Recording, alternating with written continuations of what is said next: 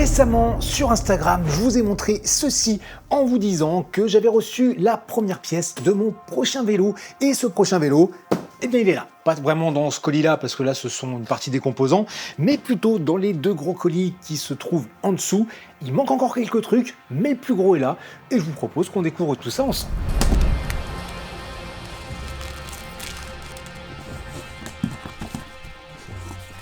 Allez hop, on va pas faire de suspense à deux balles, on attaque directement par le cadre, parce que c'est ça que vous avez envie de voir, surtout c'est ça que moi j'ai envie de voir en premier. Voici le cadre, vous le voyez, il est vert, il s'appelle Outback, il vient de chez Ritchey et il est en acier. Donc Ritchey, si vous ne connaissez pas, c'est une marque américaine. Ça a été créé, si je ne me trompe pas, en Californie par Tom Ritchey. D'ailleurs, ouais, c'est marqué sur le cadre. Je fais attention au plafond. Voilà, c'est ici. Si l'appareil veut bien faire la mise au point. Voilà, si je sors, hop, voilà. A priori, un gars qui est pas trop mauvais sur son vélo. Voilà, après, je vais pas potasser l'histoire de la marque plus que ça. Si ça vous intéresse, je vous mets le lien de l'historique dans la description. Ça peut être intéressant à lire. Ritchey, en fait, c'est une marque qui me fournit régulièrement des composants pour les vélos que je monte. Donc je les remercie encore pour ça. Et cette année, je leur ai dit, tiens, ça serait cool qu'on fasse un vélo complet en fait avec ce que vous avez, puisque vous faites aussi des cadres en acier. Et comme en ce moment, j'ai pas mal envie de tester l'acier, ça tombait bien, ça les a bien bottés. Donc je me lance sur ce Ritchey Outback qui va être full Ritchey, mis à part la transmission, ça on en reparle tout à l'heure. En fait, j'ai vraiment envie de tester un cadre en acier. J'ai envie de me faire un vélo... donc un vélo de gravel qui me ramène un petit peu aux bases de pourquoi j'avais envie de faire du vélo, c'est-à-dire pas forcément rouler comme un débile, comme j'ai fait ces derniers temps, beaucoup, notamment avec la RAF et tout ça, mais juste un vélo qui soit agréable à regarder, qui soit à l'épreuve du temps, du terrain, sur lequel juste tu as envie de monter et avec lequel tu as envie de partir un petit peu à l'aventure tranquillement, de découvrir des routes, des chemins, de te balader. Et je pense que celui-ci c'est un bon candidat parce que je sais pas, vous voyez, il a une tronche moi qui me plaît bien. Peut-être un style un petit peu vintage même, je sais pas, enfin il y a un truc, je l'ai vraiment trouvé sympa ce cadre, et l'acier je pense que c'est un matériau qui peut être vraiment confort pour les vélos, c'est vrai que beaucoup en disent du bien. Après peut-être que je vais pas aimer du tout, c'est voilà, faut faire l'essai, mais par exemple sur le Rock Rider 520, là, ce vieux VTT Decathlon là, que j'ai transformé en gravel, il est en acier, sûrement pas un acier trop haut de gamme, mais c'est un peu la même forme, et je le trouve super plaisant à regarder, super plaisant à rouler, c'est vraiment mon vélo plaisir. Et là j'ai envie de partir avec la même idée sur ce Ritchey. Je dis pas qu'au bout d'un moment je peux me mettre à rouler comme un débile avec, ce qui va sûrement arriver, mais je pense qu'il me plaira beaucoup pour partir à l'aventure. En plus, voilà, c'est un petit peu à contre-courant de ce qu'on va voir souvent. Là c'est un vélo acier, au look un petit peu à l'ancienne, et qui en plus est sorti de base en 2020. Voilà, c'est même pas un truc récent, donc vous pouvez toujours le trouver à la vente, Ritchey le produit toujours, mais c'est pas un truc récent. Allez, faisons un petit peu plus connaissance avec ce cadre. Donc comme je vous l'ai dit, il est en acier, et chez Ritchey, vous voyez, c'est noté ici, ils ont leur propre acier, le Logic, apparemment les tubes Logic, qui est apparemment très bien pour la soudure TIG et tout ça. Et d'ailleurs la soudure elle se fait à Taïwan, malgré que la marque soit américaine. Donc c'est fabriqué à peu près au même endroit que tout plein d'autres vélos. Ici en vert, ce vert que j'aime beaucoup, c'est le coloris Guaki Crema. Autrement il existe aussi en Sunset Fade, je le trouve très chouette, pareil un petit peu vintage. Et après ils ont fait un modèle bleu, c'est le modèle 50 ans je crois, enfin pour les 50 ans de la marque, qui est sympa aussi, j'aime un peu moins, mais il y en a qui préfèrent le bleu. Enfin bon, bref, chacun ses goûts. Niveau prix, il est à environ 1600 €, mais on y reviendra plus tard, je vous parlerai du budget complet de la config et tout, on discutera de ça. La fourche, elle, c'est du carbone, c'est leur fourche Adventure avec des œillets de montage ici. Sur le cadre, vous avez de quoi mettre deux porte-bidons, un classique, plus un en dessous, plus derrière de quoi mettre porte-bagages, ce genre de petites choses. Côté poids, forcément en main, je sens déjà que c'est un peu plus lourd que mon gravel carbone. Le cadre, ici, je l'ai en L, et en L, il l'annonce à 2,175 kg. Alors que la fourche, elle est annoncée à 445 grammes. On peut mettre des pneus dessus jusqu'à 48 mm sur des roues de 700, en 650B, je sais plus, je vous affiche tout de suite l'affiche à l'écran. Et puis, vous avez peut-être déjà remarqué ici, ces petites choses là, ça c'est pour le passage des câbles. En fait là-dessus, le passage des gaines et câbles se fait intégralement en extérieur. Donc sur le dessus, on aura le dérailleur arrière. Ici, on a de quoi fixer, si je ne me trompe pas, la gaine de frein. Et puis là, Hop, ça c'est pour un éventuel dérailleur avant, sauf que pour un dérailleur avant, vous voyez, il n'y a pas de patte de fixation. En fait, il faut rajouter un collier, chose que je ne ferai pas, puisque moi j'ai prévu de faire un montage monoplateau. Ça aussi, j'en reparle juste après. Ce passage en extérieur, là, des câbles et des gaines, ça a des avantages et des inconvénients. Dans les avantages, quelque part, on pourrait dire que ça a un certain charme, un petit peu à l'ancienne. Bon, après, on aime ou on n'aime pas. Il y a aussi une facilité d'installation et d'entretien. Par contre, dans les inconvénients, déjà, le premier truc, moi, qui me vient à l'esprit, c'est que pour une utilisation bikepacking et pour mettre des sacoches, notamment sacoches de cadre et sacoches top tube, ça risque de gêner un petit peu d'avoir le câble qui passe là au-dessus. Je me suis quand même renseigné un peu avant sur internet, il y en a plein qui arrivent à mettre des sacoches sans trop de soucis, visiblement ça fonctionne bien, donc ça devrait le faire. Et là je suis en train de voir un petit truc très cool, ici, hop là. Pas de collier de selle, en fait le serrage c'est directement ici sur le cadre. Dans le paquet il y a aussi tout ça.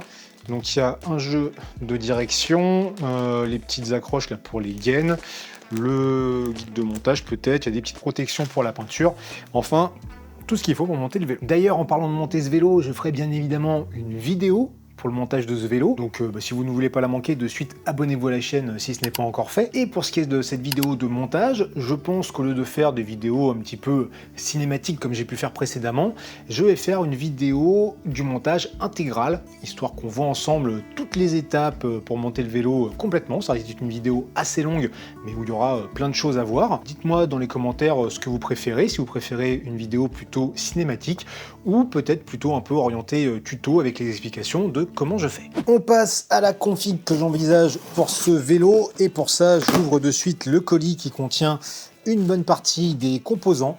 Donc ce sont aussi des composants qui nous viennent de chez Ritchey. Et avant de regarder ce qu'il y a là-dedans, tout de suite je vous montre la selle, parce que la selle en fait je l'ai déjà. C'est aussi une selle Ritchey que j'ai déjà un petit peu essayé, mais là ça nous aura l'occasion de beaucoup plus l'essayer. C'est la Skyline WCS. Alors WCS, je vous précise tout de suite en fait que c'est une gamme chez Ritchey. En fait, ils ont différentes gammes de composants. WCS, c'est leur haut de gamme ou presque haut de gamme. En dessous, par exemple, il y a la gamme Comp, puis je crois qu'il y a la gamme Standard. Enfin, souvent, on va retrouver les mêmes produits. Vous aurez par exemple pour la selle ici, la Skyline, la version WCS, mais aussi la version Comp. Et en fait, souvent, ce qui diffère, ce sont un petit peu les matériaux et donc le poids du produit final. Ici, on a, tiens, le cintre pour commencer. C'est un cintre de leur gamme Gravel, c'est le Venture Max. Il paraît que ce cintre est juste génial. Un petit peu comme le cadre, hein. Vraiment j'ai lu de très très bons retours dessus sur internet. Même chose, hein, il existe en version comp, si on veut mettre un petit peu moins cher par exemple, qui sera peut-être juste un petit peu plus lourd. Alors là on voit qu'il y a un petit peu de grip au niveau de la potence, il y a des petites graduations, voilà aussi par ici pour les manettes. Il a l'air vraiment sympa, ce qui est rigolo c'est ici, la forme là.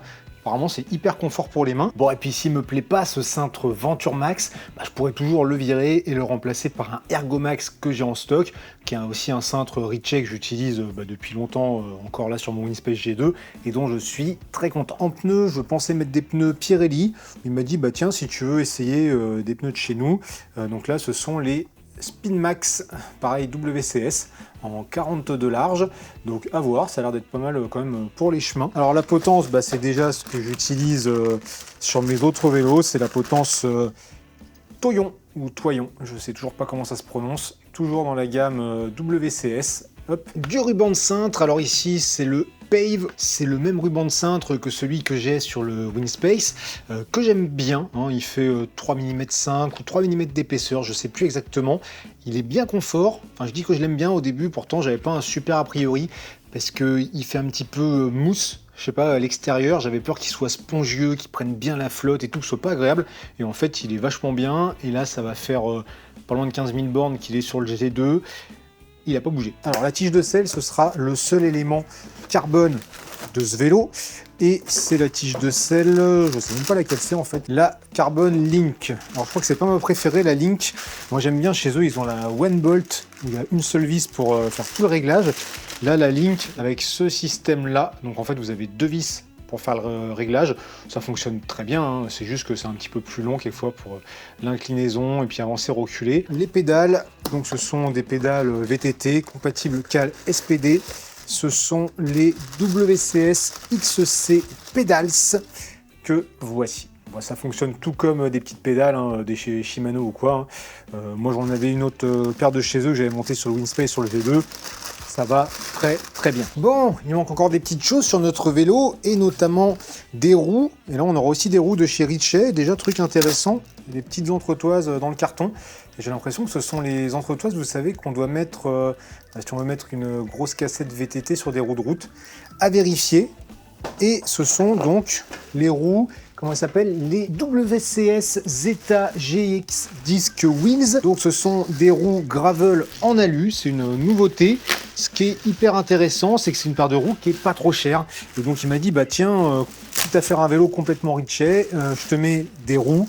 Et moi je trouve ça cool que ce soit l'occasion de tester une paire de roues abordable, qui a l'air bien. Elles sont pas si lourdes que ça, je crois, dans les 1700-1800 grammes, je sais plus exactement. Voilà, alors déjà le truc qui est bien, vous voyez, il n'y a pas de trou là pour les rayons, donc pour un montage tubeless, c'est direct. Alors en fait, j'avais un petit peu mal regardé pendant le déballage, il y a bien les trous des rayons, on ne peut pas tout entretenir par l'extérieur. C'est juste qu'ici, ils nous ont déjà installé le fond de jante qui est compatible avec le tubeless. Et autrement, j'ai vu que sur cette étiquette, on a quelques petites infos sur la roue, avec notamment la longueur des rayons à utiliser. C'est un profil assez bas, je pense que ça doit être bien costaud, enfin ça a l'air pas mal.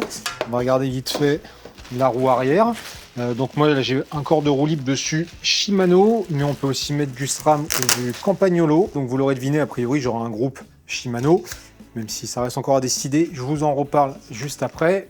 Voilà, hop.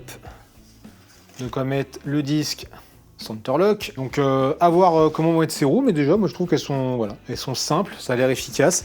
Donc exactement ce que je veux pour ce vélo. Maintenant, dans ce qui manque pour terminer ce vélo, eh bien c'est une transmission qui sera la seule chose qu'il n'y aura pas de chez Ritchey pour le coup. Et là, le choix, je pense, le plus simple, ça sera de partir sur un Shimano GRX, donc en monoplateau. Je pense prendre à l'avant le plateau de 40, le plus petit, hein, c'est 40 ou 42, et à l'arrière une cassette de 1142, voire pourquoi pas tenter un 1146, même si c'est pas le montage totalement officiel. C'est sans doute l'option, voilà, comme je disais, la plus simple. Ça va être la moins onéreuse, et comme mes autres vélos sont équipés en Shimano, ça me permet parfois d'échanger les pièces, de tester plusieurs paires de roues, parce que là j'ai ces roues en alu, mais j'ai aussi chez moi des paires de roues carbone, donc ça va permettre de comparer. Autrement, si je pars pas sur le GRX, là il y a un truc qui me tentait bien, c'était chez SRAM. Ils viennent de sortir un nouveau groupe 12 vitesses en monoplateau aussi, là, le Apex je crois, mais qui ne sera pas dispo tout de suite en mécanique, il est déjà dispo en électrique, mais là c'est un cadre où on mettra que du mécanique. Et la troisième option serait de mettre un Campagnolo écart, donc là en 13 vitesses, qui peut être hyper intéressant pour avoir une plus grande plage de développement. Bon, c'est juste que c'est un petit peu plus cher, et même à l'entretien et tout, ça me paraît plus cher.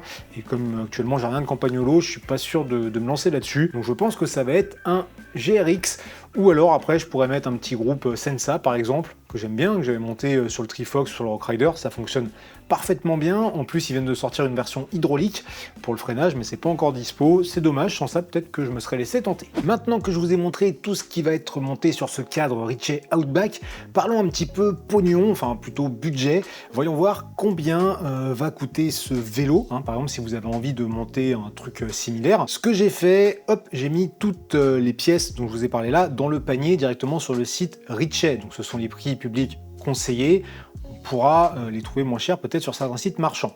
Donc on a le cintre qui coûte 110 €, le cadre comme je l'avais dit 1600, la potence 100 balles quand même, les pédales 140, les roues 600, la selle 100 balles, la tige de selle 230 €, c'est un des composants les plus chers là-dessus, le ruban de cintre il y en a pour un peu moins de 30 € et les pneus 90 € pièce. Donc ça nous fait un total quand même à 3087 € et 10 centimes, sachant que là-dessus, faut rajouter la transmission, le boîtier de pédalier, peut-être les câbles, les gaines et tout ça.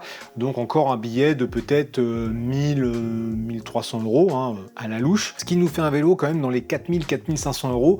Donc clairement pas un vélo premier prix. Maintenant, on peut clairement réduire le prix de ce vélo parce que j'ai regardé, si on prend par exemple le cintre Venture Max là en WCS et qu'on va le prendre en version comp, on divise son prix par 2. Voilà, on passe de 109,90 € à 54,90 €. Ce qui change, en fait, principalement, c'est le poids. La version comp, elle est annoncée à 320 grammes, alors que la version WCS, elle est annoncée à 270 grammes. Maintenant, est-ce que c'est la course au poids là-dessus? Je ne sais pas, donc peut-être que ça vaut le coup de réduire un peu le coût des composants, même si derrière, on se dit qu'on pourrait peut-être mettre une paire de roues carbone, où là, le prix, ça va être x2 ou x3 que les étages et X disques là. Donc on peut tomber le vélo peut-être dans les 3500 €, même chose en fonction du groupe qu'on va mettre dessus, ça va beaucoup différer. Mais voilà, après chacun fait la configuration qu'il a envie. Le seul truc qui est sûr, c'est qu'a priori, ce type de cadre, vous l'achetez vraiment pour qu'il soit durable, limite à vie ou presque, je pense. C'est peut-être pas le cadre acier le moins cher du marché, surtout pour un truc de série. Mais pour un truc durable, voilà, chacun voit si ça vaut le coup, et surtout, faut aimer le style de cadre. Enfin, tout ça. Bref, on a fait le tour pour la présentation de ce projet de montage de ce Ritchey Outback avec lequel j'espère pouvoir très vite partir à l'aventure. En attendant, ici, je vous mets la vidéo d'un autre vélo que j'ai pu monter. Là, autre chose, je vous laisse laisser un petit commentaire sous la vidéo, vous abonner, mettre un petit pouce bleu, ça fait toujours plaisir, et je vous dis à très bientôt.